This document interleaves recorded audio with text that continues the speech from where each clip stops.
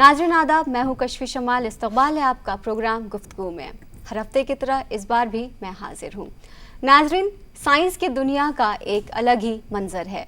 यहाँ पर हर बात ऑब्जर्वेशन और एक्सपेरिमेंट पर डिपेंड करती है और set of observations plus set experiments किसी ख़ास थ्योरी या बात को पुख्ता करते हैं।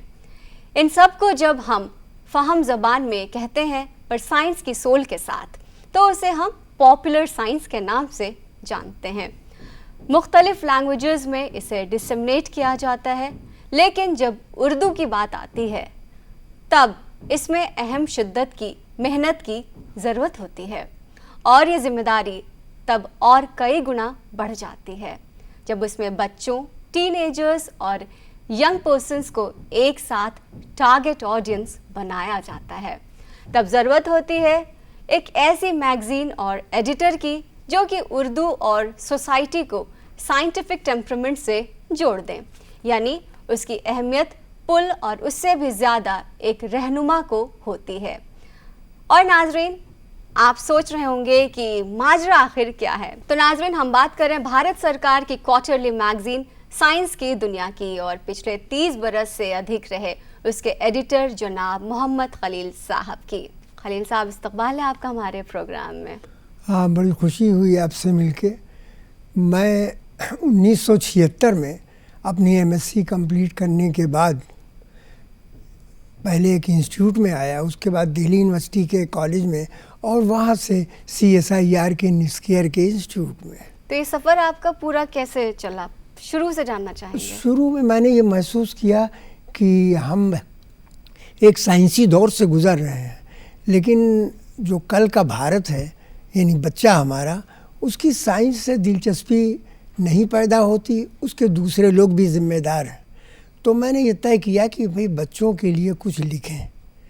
अक्सर लोग ये कहते हैं कि आपने बच्चों के लिए ही सिर्फ लिखा है। नहीं, मैंने ख़वातीन के लिए लिखा है, आवाम के लिए लिखा है, नई किताबों पर तफसीरें लिखे हैं, तंज़ व मिज़ाज जो होता है यानी ह्यूमर साइंस, उस पर लिखा है, लेकिन तवज्जो मेरी बच्चों की तरफ रही। किस तरह से आप उन्हें मुतासिर करते थे, क्योंकि साइंस एक ऐसा सब्जेक्ट है जो हर किसी के जहन में जल्दी जाता नहीं, तो जब आपने बच्चों को टारगेट किया? जब मैंने 1976 में आके साइंस की दुनिया की जिम्मेदारी ली, उस वक्त वहाँ के बानी फाउंडर निगरां मशहूर साइंसदान प्रोफेसर A रहमान थे जी। उनका भी यही ख्याल था कि सारे हिंदुस्तान में साइंस को कैसे फैलाया जाए। पहला पर्चा तो साइंस का था, बाबा उर्दू डॉक्टर अब्दुल हक साहब ने निकाला था, लेकिन वो आज़ादी के बाद पहला पर्चा रसाला साइंस की दुनिया है। लेकिन ये खुशी का मुकाम है कि इस वक्त रसाला साइंस की दुनिया और दूसरा एक और पर्चा साइंस है, वो भी निकल रहा है, जिसके एडिटर डॉक्टर असलम परवेज़ साहब हैं और उसने भी अपनी सिल्वर जुबली मनाई है। ये इस वक्त तकरीबन 42 साल में दाखिल हो रहा है माशाअल्लाह। आने के बाद मैंने ये किया कि आम फहम इसको बनाया और उसमें बहुत से कालम का एहतमाम किया। बच्चों के लिए का कालम जो हमने शुरू किया उसकी बड़ी शोहरत रही, उसको हमने मोटे ख़त से लिखा। आप बच्चों की मैगज़ीन बहुत सारी दिल्ली से निकलती हैं, उमंग निकलता है, गुल बूटे बम्बई से निकलता है, बच्चों की निराली दुनिया है और बहुत सारे मैगज़ीन हैं, लेकिन सरकारी सतह पर साइंस की दुनिया है, वो बच्चों के लिए तो है ही लेकिन बड़ों के लिए भी है जी। तो उसमें मैंने बहुत सारे कालमों का एहतमाम किया और उसका नतीजा ये हुआ कि जो पढ़ने वाले रीडर थे करीब आए। अब आपसे जानना चाहूँगी कि ट्रेडिशनल साइंस से चलता हुआ सफ़र आज ग्रीन केमिस्ट्री और उससे भी आगे nano science and nano technology तक आ पहुँचा है, तब साइंस की दुनिया मैगज़ीन को आप कहाँ पाते हैं? साइंस की दुनिया की अहमियत तो अपनी जगह पर और बढ़ जाती है। जब तक बच्चा साइंस को बुनियादी तौर पर समझेगा नहीं, उसके अंदर साइंसी मिजाज नहीं पैदा होगा, वो साइंस की सोच नहीं पैदा होगी। साइंस रट के नहीं समझी जा सकती जब तक उसे बुनियादी तौर पर समझा न जाए। मसलन एक छोटी सी चीज़ है कि हम आपसे कहें कि साहब आयतन क्या है, हिंदी की इस्तिलाह, उर्दू में हजम क्या है, अंग्रेज़ी में वॉल्यूम क्या है, وہ بہت چھوٹی سی چیز ہے کہ کوئی چیز جتنی جگہ گھیرتی ہے وہ اس کا معلوم ہے، حجم ہے یا آیتن ہے. لیکن آج کا لڑکا اس کو رٹتا ہے، سمجھایا نہیں جاتا. پڑھائی کا ایک نیا دور جو شروع ہوا ہے اس میں تبدیلی آئی ہے. پہلے سختی سے، مار پیٹ سے پڑھائی ہوتی تھی، لیکن اس طریقے کو اب لوگ صحیح نہیں سمجھتے. جب اسے ہم خلوص کے ساتھ سمجھا کے بتا کے آسان میں رکھیں گے تو بچہ سائنس کی طرف راغب ہوگا. یہی مقبول سائنس ہے، اور یہی سائنس کی طرف بڑوں کو بھی، بچوں کو بھی، خواتین کو بھی، عوام کو بھی، سب کو لاتا ہے. اس طرح اس کی بڑی اہمیت ہو گئی ہے. نیشنل سائنس ڈے 28 فروری 2020 جو کہ حال ہی میں منایا گیا ہے، اور اس کا تھیم ویمن ان سائنس، آپ کے خیال سے ایسا کیا ہو کہ یہ تھیم اثردار طریقے سے امپلیمنٹ ہو سکے؟ ویمن کو بہت زیادہ اس میں ترجیح دی گئی ہے. دیکھیے، میں نے تو کافی عرصے پہلے بانو بہت مشہور میگزین تھا اردو کا، اس میں میں نے لکھا، دوسرے اور رسائل میں لکھا. لیکن سوال یہ ہے کہ 28 فروری آیا نکل گیا، لیکن اس پر کتنے اجتماع ہوئے، کتنے لوگ بیٹھے، باتیں کی. بہت ساری خواتین سائنسداں رہی ہیں، آج بھی موجودہ دور میں ہیں. میڈم کیوری نے کتنی ریسرچ کی اور اس سے ان کی صحت متاثر ہوئی. تو آج ایک عرصہ گزر جانے کے بعد میں ان لوگوں کو یاد کر رہا ہوں جنہوں نے میری ہمت افزائی کی. مثلاً professor D S Kothari university grants commission کے چیئرمین تھے، doctor A R Kidwai, professor Mohammad Shafi. یہ ایسے لوگ تھے کہ جن سے میں نے مضمون لکھوایا. میں نے یہ دیکھا کہ جب شروع زمانے میں آیا 1976 میں تو وہاں ترجمہ زیادہ تر چھپتا تھا. لیکن مقبول سائنس یعنی پاپولر سائنس جو ہے وہ بنیادی طور پر عام فہم مضمون لکھے ہوئے سے زیادہ فائدہ پہنچتا ہے. تو میں نے ان بڑے ماہرین سے لکھوایا. مثلا ڈاکٹر قاسم انٹارکٹیکا گئے، اس کے بعد میں نے اوروں کی طرح ان سے بھی انٹرویو لیا، انہوں نے انٹارکٹیکا کے بارے میں بتایا. لیکن بچوں میں جہاں میں نے خطبات دیے ہیں ملکی سطح پر مختلف جگہوں پر، وہاں ہم نے دیکھا کہ کوئی ان کو معلوم نہیں کہ انٹارکٹیکا کیا ہے، وہاں وہ کہاں پر ہے اور کیوں گئے. تو یہ بنیادی باتیں بہت ضروری ہیں. تو اس لیے آج میں پہلے کے جو ہمارے بڑے ہیں ان کو یاد کرتا ہوں. کوٹھاری صاحب بہت بڑے آدمی تھے، لیکن انہوں نے وقت نکال کے 2 مرتبہ پرچے کے لیے انٹرویو دیا. دوسرے اور جو بڑے ماہرین تھے انہوں نے اپنے مضامین خود لکھ کے بھیجا. میں نے ان کو احساس دلایا کہ آپ خود لکھیں گے تو لوگ پڑھنے کی طرف راغب ہوں گے. میں نے سائنس کی دنیا کا 3 مرتبہ بچوں کا نمبر نکالا اور وہ بہت مقبول ہوا. نہرو نمبر، سی وی رمن کی جب سینٹینری منائی گئی 100 سالہ جشن جب میں نے نکالا، دوسرے اور موضوعات پر نکالا. تو اب تقریباً سائنس کی دنیا 42ویں سال میں ہے. لیکن یہ خوشی کا مقام ہے کہ اس وقت ملک میں آزادی کے بعد اس وقت سائنس کے اردو زبان میں 2 پرچے نکل رہے ہیں. ایک تو سائنس کی دنیا اور دوسرا جو غیر سرکاری ہے سائنس. اور اس سے پہلے بابا اردو نے ڈاکٹر مولوی عبدالحق صاحب نے نکالا تھا، وہ آزادی سے پہلے تھا اور وہ اس وقت رکا. تو آپ نے نینوں کو اور ماحولیات کی طرف اشارہ کیا. تو جب ہی بچہ یا عوام جا سکتا ہے جب بنیادی طور کو سائنس کو سمجھے اور اس کی طرف چل کے آئے، اور وہ رٹے گا سمجھے گا تو نہیں ہو سکتا. جی، اردو کے پڑھنے والوں کو سائنس میگزین اور کتابوں کے بارے میں آپ کیا میسج دینا چاہیں گے؟ دیکھیے، آج بھی جیسے آپ نے سائنس ڈے کا، یوم سائنس کا نام لیا، تو کیا ہوا؟ ہمیں یہ سوچنا ہوگا کہ کوئی بھی شخص ہے وہ بچوں کے لیے یا خود اپنے لیے سائنس کی کیا کوئی کتاب خریدتا ہے؟ زبان کا کوئی مذہب نہیں ہوتا، جتنی زبانیں.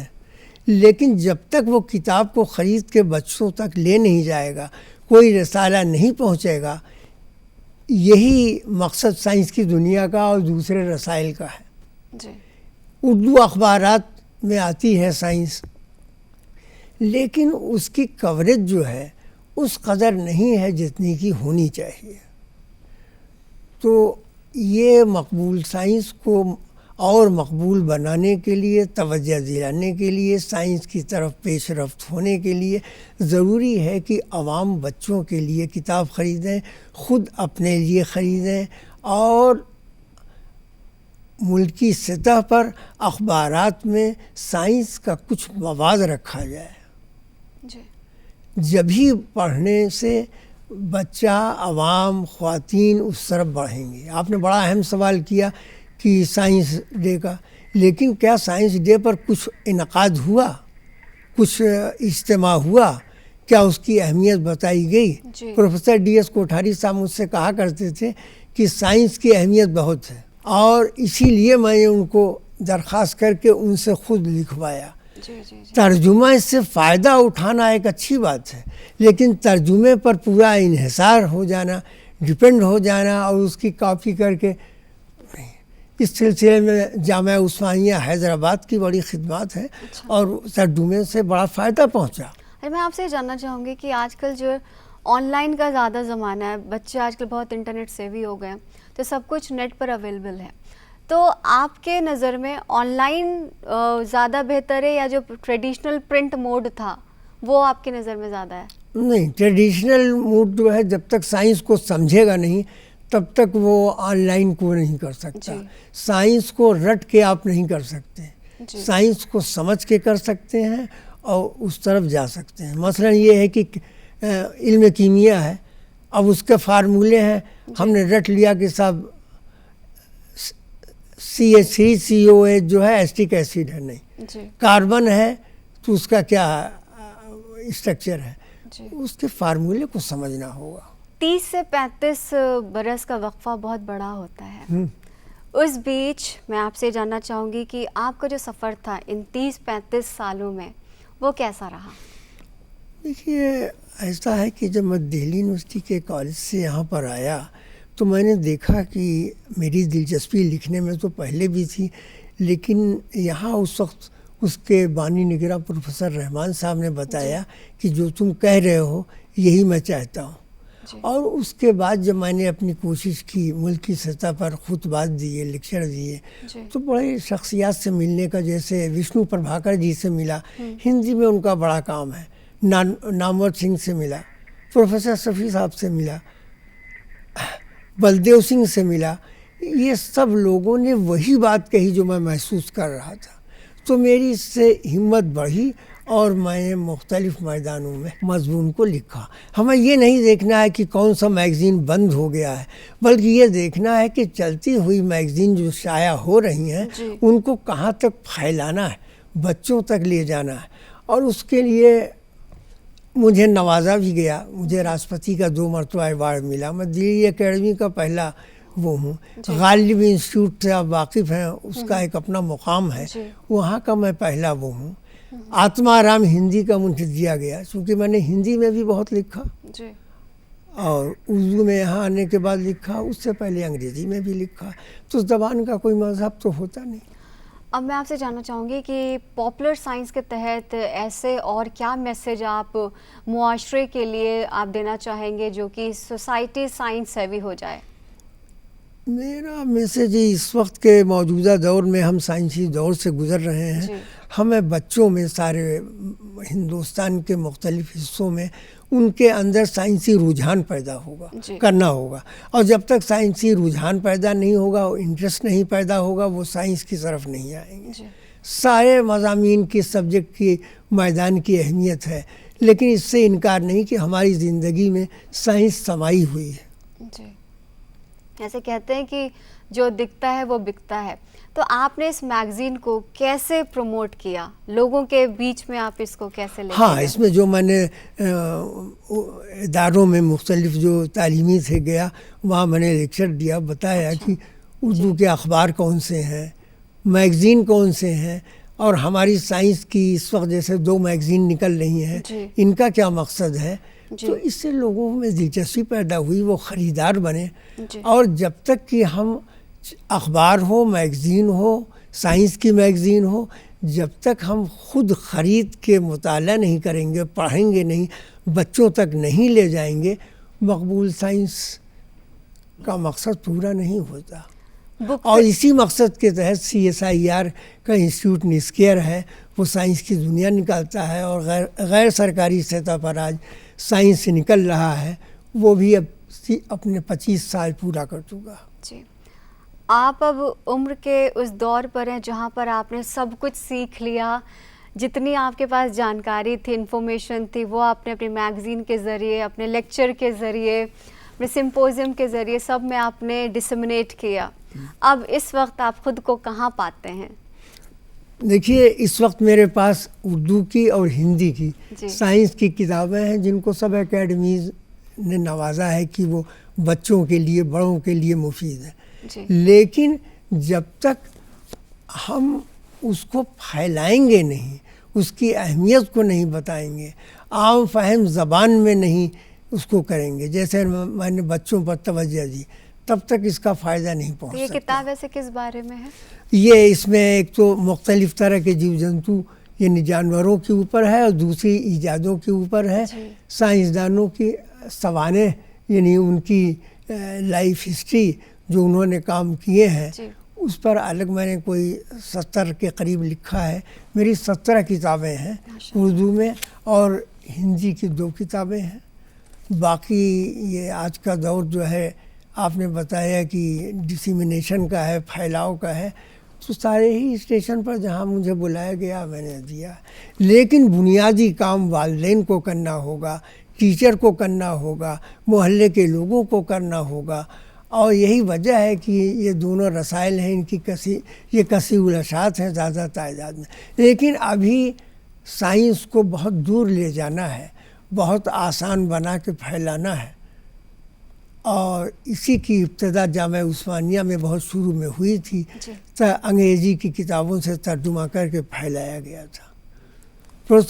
پروفیسر اے رحمان، بلدیو سنگھ اور دوسرے بڑے ماہرین کا جن کا ہم نے نام لیا ہے، ان کا یہی کہنا تھا کہ بغیر سائنس کے ہم آگے نہیں بڑھ سکتے.